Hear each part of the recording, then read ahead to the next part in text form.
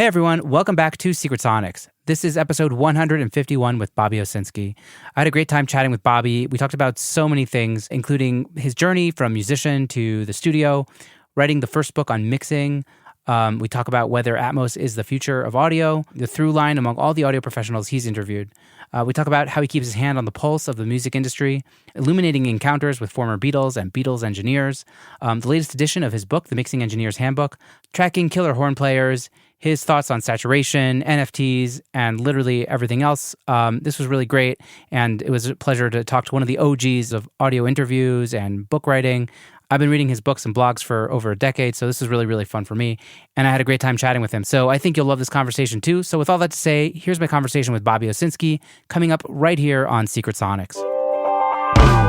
Hey everyone, if you're anything like me, you often find yourself looking for business insight in podcasts. And I'm sure many of you are also into meditation and reflection to help better understand yourself. Former guest of the show, Carl Bonner, decided to launch a podcast that brings these two elements together. It's a series of guided self-reflection exercises, but specifically for freelance creatives like you and me, focusing on the struggles we face as we try to grow our businesses, while also finding more happiness in the work that we do. It's called Thanks for Thinking. It's definitely an unusual format, but if you want to grow your self-awareness, find deeper career satisfaction, and make more money, then I think this podcast might be for you. Experience it for yourself and click the link in the show notes below. You're listening to Secret Sonics, a podcast exploring the creative side of music production. Join us weekly for honest conversations with real-world music producers and audio professionals.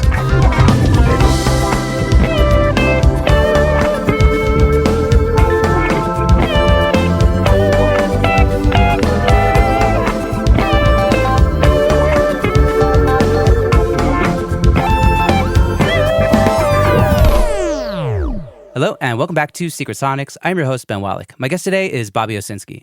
Producer/engineer Bobby Owsinski is one of the best-selling authors in the music industry with 24 books that are now staples in audio recording, music, and music business programs in colleges around the world, including The Mixing Engineer's Handbook, Social Media Promotion for Musicians, and the Music Business Advice Book. He's also a contributor to Forbes as a category expert on the new music business. His long-running production and music industry blogs have won numerous industry awards, and he's appeared on CNN and ABC News as a music branding and audio expert. Bobby's highly rated Inner Circle podcast is now in its 9th year with more than 400 episodes that feature mover and shaker guests from all parts of the music industry. He's also recently produced and mixed albums that appeared at number 2 on the Billboard Blues charts and number 5 on the Apple Music Rock chart. I've been a longtime follower of Bobby's, and I finally invited him on the air, which he's graciously agreed to do. So with all that to say, welcome to Secret Sonics, Bobby. Thanks for having me, Ben. Nice to be here. Yeah, it's a pleasure. How are things going out in California these days? Well, they're warm, finally, so that's good.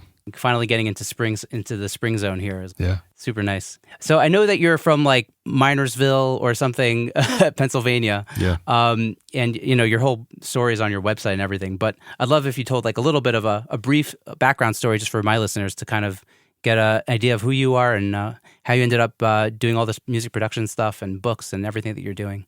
Well, you mentioned Minersville. I wouldn't have, but since you went there, it was a little town I grew up in, 5,000 people in coal country, Pennsylvania, northeastern Pennsylvania.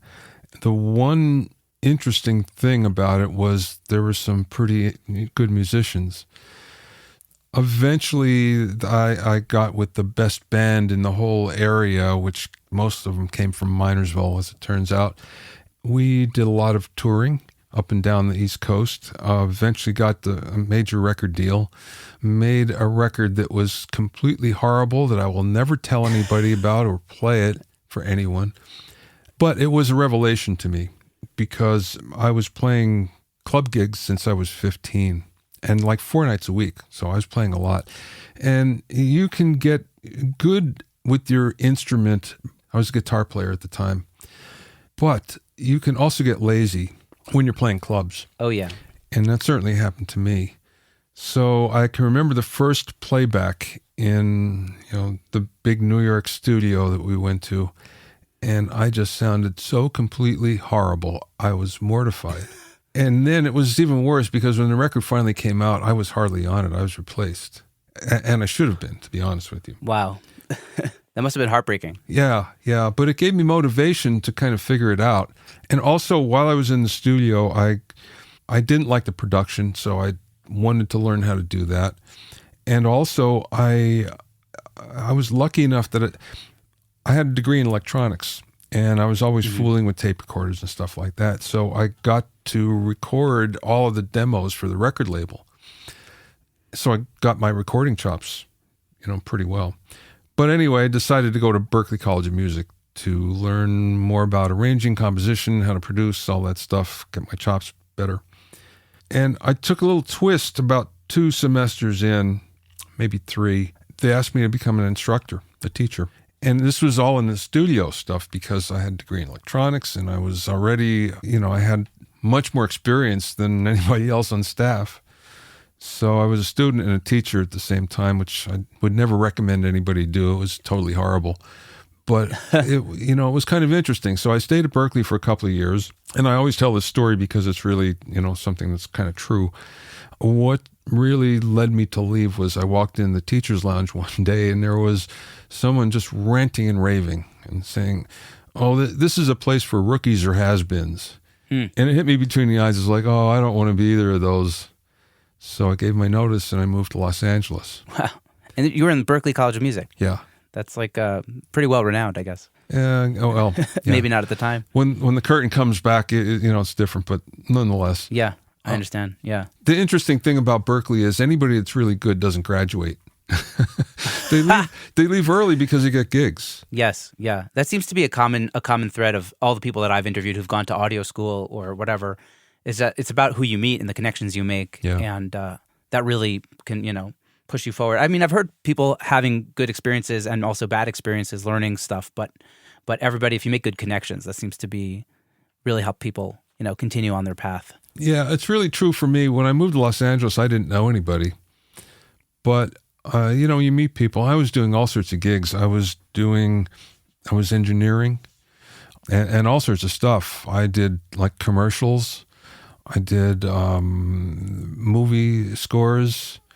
I did bands. I did, all sorts of things, just anything I could do. And I was also playing at the same time. And eventually, I was a player until I was maybe 40. And then I just decided, no, this is not a good idea anymore. I don't like being out on the road. And in fact, the studio's, it's not much easier when it's all said and done when you're working 15, Right. 16-hour days. But, nonetheless, at least you're in one place. Yeah. So it was like a touring thing that would really made you decide. Yeah, and I was on a bad tour as well. So, that that helps things. It helps you decide things. But anyway, I started to... do a lot of recording and producing, and, I was doing okay on a B level, kind of. What changed things for me was when Surround Sound 5.1 first came out, and I was one of the first to get into it. And as a result, all of a sudden, I started to get all sorts of work with, major artists. So that was kind of cool, and it was kind of an introduction into another level of things. But the one thing that was interesting was, and this is a little prior to this, I was a good recording engineer. I was not a good mixer. I couldn't quite figure it out. But I knew a lot of the best people. And one thing I was doing, by this time I started writing. I was writing for magazines, about a dozen audio and music magazines. It was kind of a part-time fun thing. But I was meeting all these people through that. And I decided, you know what? I want to learn how to mix better. I know all these people. Ask them. But if I'm like this, I bet there's a lot of other people that kind of feel the same way. And there was no books on mixing at the time. And I would talk to people about it and say, you can't write a book on mixing because it's too subjective. Yeah. I thought, well, I'll give it a try. And I interviewed 25 of the best people in different genres. Yeah. And then that actually became part of my formula in writing because the interviews were so fun and so cool and you learn so much. And I thought, well, I'll put those in the book as well. So all my books, most of them anyway, about a third of the book is interviews. Yeah. I've heard you mention that it's like a lot of people's favorite parts of the book. Yeah. Like I certainly love those in the Mixing Engineer's Handbook. Yeah. And really, it helped me get better. It helped me really define things and, think of things logically. And I became a better mixer. And as a result, my career, kind of, it didn't explode, but it got better. But it also turned into an interesting second career, this writing thing. So What happened to me was the same thing that happens to everybody when they write a book. They say, I'm never going to do that again. It turns out the Mixing Engineer's Handbook, there was a void in the market, so it was a hit. So the publisher's saying, you got to do another one, you got to do another one, you got to do another one. Okay. So came the Recording Engineer's Handbook, the Mastering Engineer's Handbook, and on and on and on and on. And everyone got a little easier. So then it became another career for me, sort of. Wow. It was like a bit by accident. Did it come as like a blessing? Were you happy that it happened? I totally enjoyed it, and I still enjoy it, to be honest with you.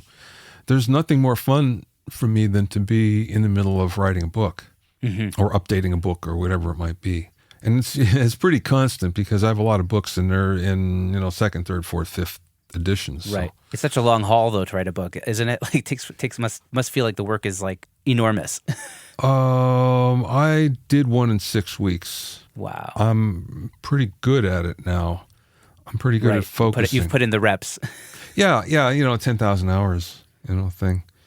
But the last one, the fifth edition of the Mixing Engineer's Handbook just came out a month ago.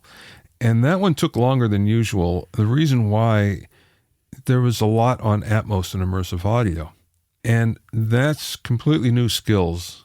As an engineer, what we know in stereo and in 5.1 even, it certainly applies, but you need new skills and there's, a new way of thinking about everything. And it's a complicated process. So you got to learn a lot. And it's still a work in progress from what I understand, right? Like Atmos is one of the big things I want to talk to you about actually.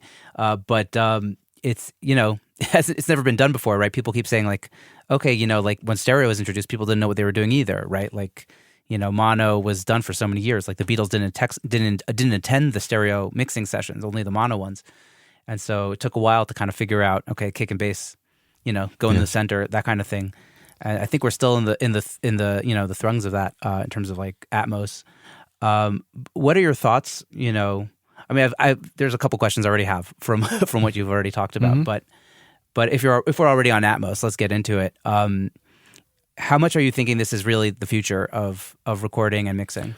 I don't think it's the future right now. I think it will be eventually. And here's why. The one thing Atmos has going for it, the 5.1 didn't on the consumer side, is the fact that now we have these sound bars and a lot of them sound good. And really with the sound bar and with a couple of Bluetooth audio speakers, you've eliminated a big problem that we used to have a 5.1, the wife problem. Or a significant other problem where somebody would say, what's that speaker doing there? And why are there wires all over the floor? And now that's kind of been eliminated. So that makes it more accessible to consumers. And that's a big deal. Right. Also headphones, the fact that everybody listens on earbuds or phones or something like that's very helpful. Right. But I don't think it's ever going to catch on until we have a new technology. A new playback technology, a speaker technology. Loudspeakers have not changed in well over 100 years. They've evolved, they've gotten better, but they're the same. Same way to move air. I think until we get a new technology that turns our room, turns the walls into a transducer, where it's just there, you never think about it, and it's all around you, that's when it will really take off because it will be part of your everyday life. Mm-hmm. And it isn't now. You have to go out of your way to, do one thing or the other here. I want to listen on headphones. I have to find, something that's Atmos or I want to, set it up in my house. But I think that will happen eventually. And as a matter of fact, I know it will because I've talked to several audio scientists, so to speak, who have led me to believe that we're on the edge of that. And there's also some technology that's out as well that's kind of doing that. Cool. Yeah, I heard you mention that recently on one of your podcast episodes that there's like this new kind of like little membranes that you kind of would stick on a wall. I'm not even sure how it would work. But I totally hear that because I think the biggest, from people that I've spoken to in terms of like Atmos, it's like who's asking for extra speakers, right? Just pass me the iPad and let me listen to the song. Like that's like what's happening. And I haven't heard Atmos in a real Atmos room. So I feel like I can't even like give it like a full rating until I've done that.